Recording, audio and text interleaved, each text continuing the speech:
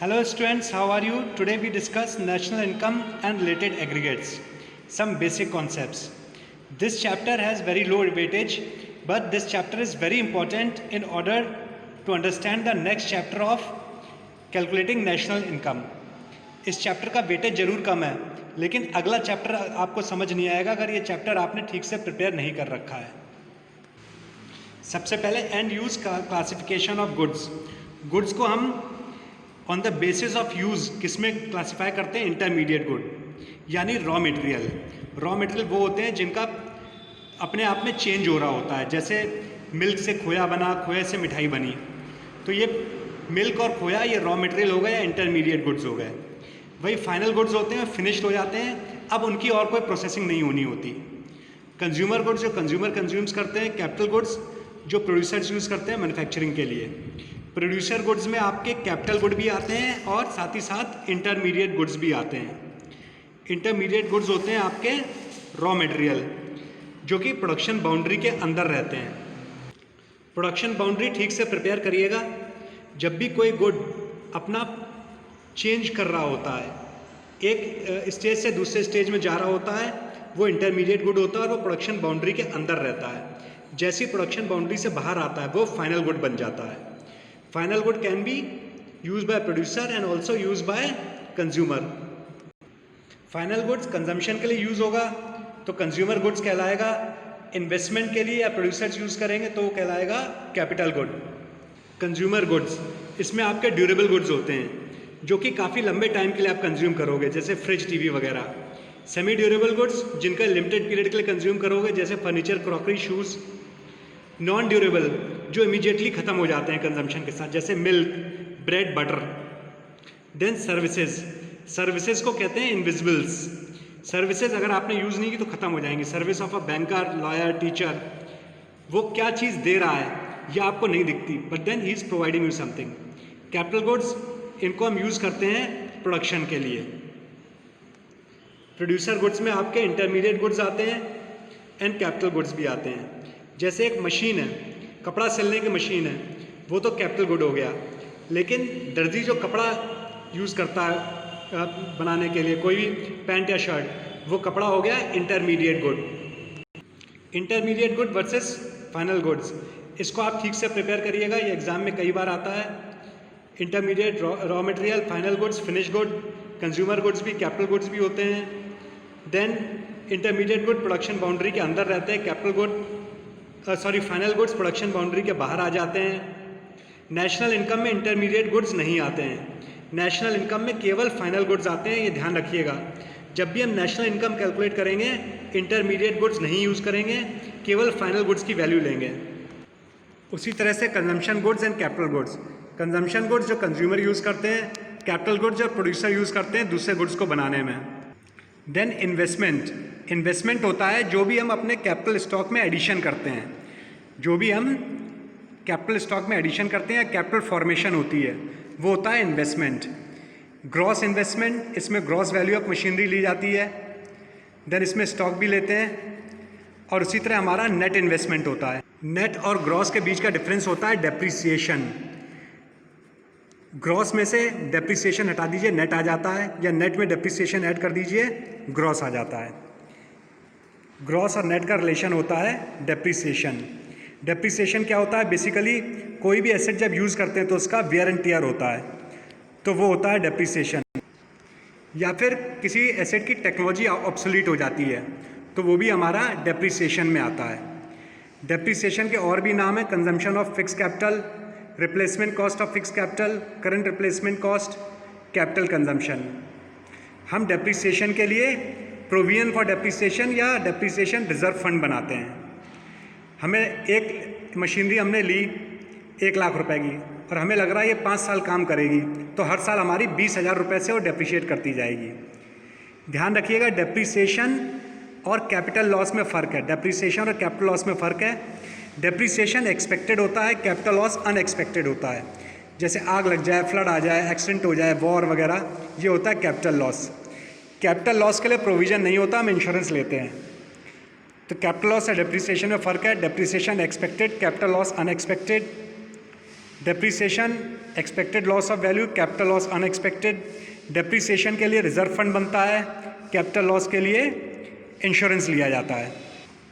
Then national income calculate करते time important concept होता है डोमेस्टिक या इकोनॉमिक टेरिटरी। डोमेस्टिक या इकोनॉमिक टेरिटरी में जो भी प्रोडक्शन होगा वो सारा का सारा डोमेस्टिक इनकम में आएगा।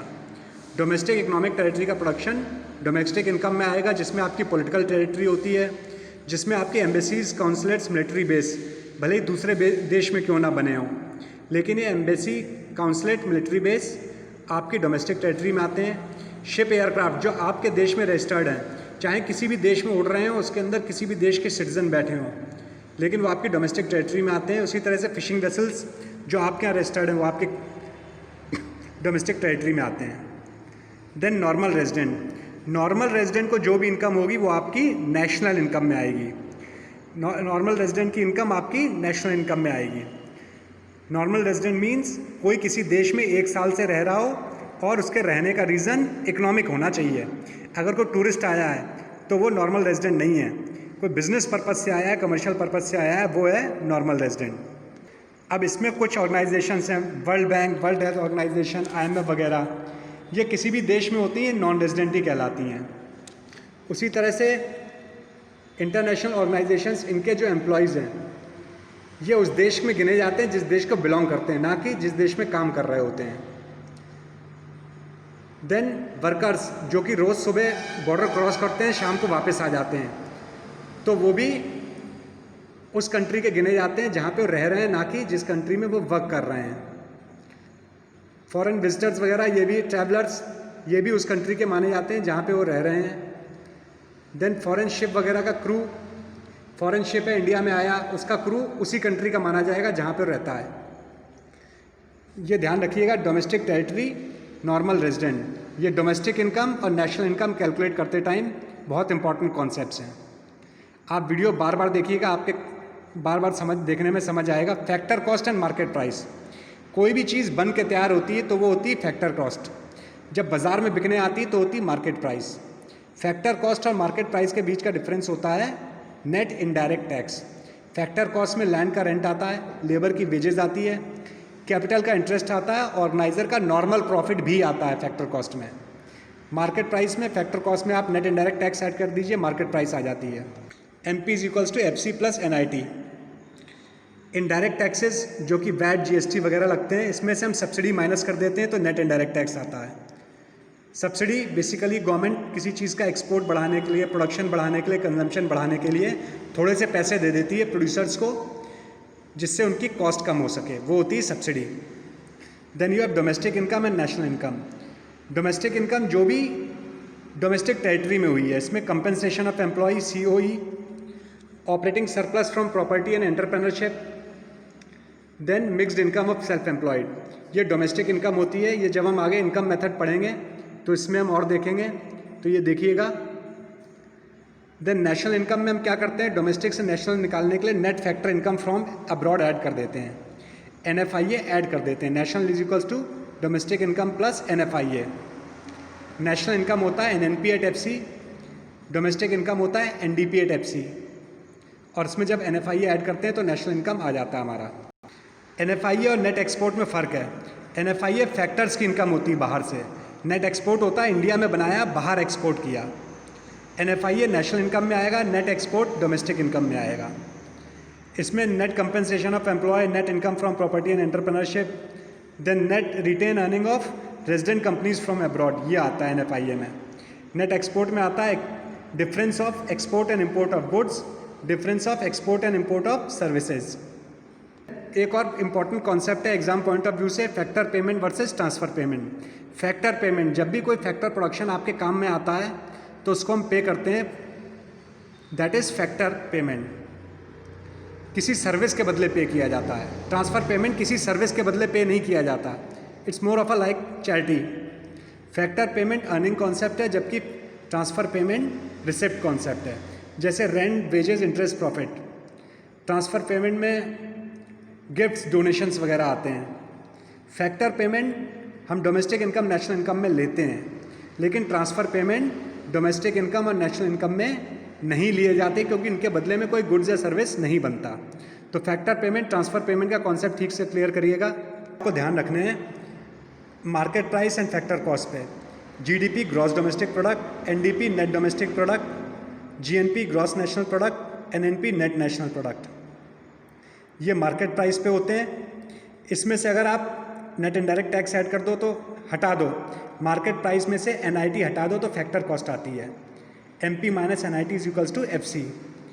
Gross domestic product at FC, net domestic product at FC, gross national product at FC, net national product at FC. हमारा gross domestic product at market price निकला, gross value of goods and services produced in an economy during a year, ये हमारा GDP at MP निकला। GDP at MP में से depreciation हटा दिया तो एनडीपी एट एमपी निकला। वहीं जीडीपी एट एमपी में एनएफआई ऐड कर दिया तो जीएनपी एट एमपी आ गया। जीएनपी एट एमपी में से डेप्रिसिएशन हटा दिया तो एनएनपी एट एमपी आ गया। या जीडीपी एट एमपी में से डेप्रिसिएशन हटा दिया, एनएफआई ऐड कर दिया तो एनएनपी एट एमपी आ गया। एनडीपी एट एफसी होता है compensation of employ operating surplus mixed income. GDP at MP होता है एनडीपी एट एफसी या NV at FC plus depreciation. ये सारे कॉन्सेप्ट्स हम आगे प्रैक्टिस करेंगे तो और थरर हो जाएगा आपका। जीएनपी एट एफसी होता है NNP at FC plus depreciation या NDP at FC plus NFIA plus depreciation. NNP at FC होता है NDP at FC plus NFIA. ये एंड में आपके कुछ प्रैक्टिकल्स न्यूमेरिकल दिए हुए हैं, इन फार्मूलाज पे बेस्ड हैं। इनको आप ठीक से प्रिपेयर करिएगा तो काफ़ी अच्छा आपका प्रिपरेशन हो जाएगा। हर चैप्टर की तरह मैं आपसे कहूँगा एमसीक्यू ठीक से प्रिपेयर करिए। राधा बहुगुणा बुक काफ़ी अच्छी है, इसके एंड में दिए हुए हैं। आपके पास ऑब्जेक्टिव टाइप क्वेश्चंस भी हैं, कॉन्सेप्चुअल क्वेश्चंस भी हैं, इनको प्रिपेयर करिएगा। ये कंपैरिजन है जीडीपी एट एमपी और एनएनपी एट एफसी का। एक में ग्रॉस है डेप्रिसिएशन आएगा, दूसरे में नहीं आएगा। एक में डोमेस्टिक है, एक में नेशनल है, तो इसमें एनएफआई आएगा, इसमें नहीं आएगा। ये एमपी है, ये एफसी है, तो इसमें एनआईटी आएगा, इसमें नहीं आएगा। ये इनके फॉर्मूले हैं। एक इजी चैप्टर है, थोड़ा सा आप एफर्ट लगाएंगे इजीली सीख जाएंगे और आगे के चैप्टर के लिए काफ़ी हेल्पफुल होगा। Take care, thanks for watching. I am your teacher Saurabh Kumar Gupta. All the best.